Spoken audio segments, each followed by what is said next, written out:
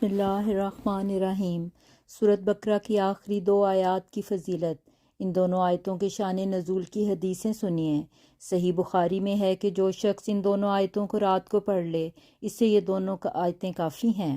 رسول اللہ صلی اللہ علیہ وآلہ وسلم نے فرمایا، سورۃ البقرہ کی آخری آیتیں عرش کے خزانوں میں سے دی گئی ہیں اور مجھ سے پہلے یہ کسی نبی کو نہیں دی گئیں۔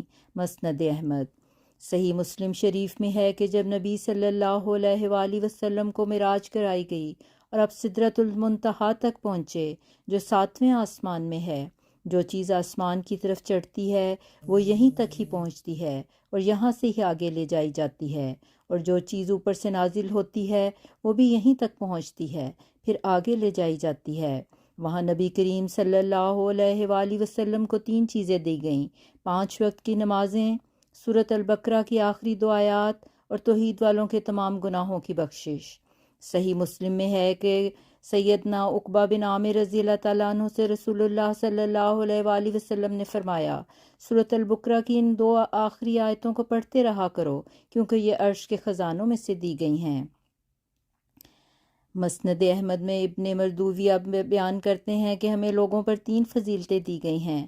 ان میں سے سورۃ البقرہ کی آخری آیتیں عرش کے خزانوں میں سے دی گئی ہیں، جو نہ میرے سے پہلے کسی نبی کو دی گئیں اور نہ میرے بعد کسی کو دی جائیں گی۔ مسند احمد میں ابن مردویہ سے روایت ہے کہ سیدنا علی رضی اللہ تعالیٰ عنہ فرماتے ہیں، میں نہیں جانتا کہ اسلام کے جاننے والوں میں سے کوئی شخص آیت الکرسی اور سورۃ البقرہ کی آخری آیتیں پڑھے بغیر سو جائے۔ یہ وہ خزانہ ہے جو تمہارے نبی کریم صلی اللہ علیہ وآلہ وسلم کو عرش کے خزانوں میں سے دیا گیا۔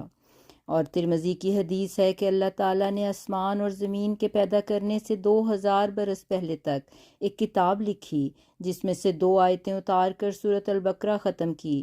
جس گھر میں یہ 3 راتوں تک پڑھی جائے اس گھر کے قریب شیطان نہیں جاتا۔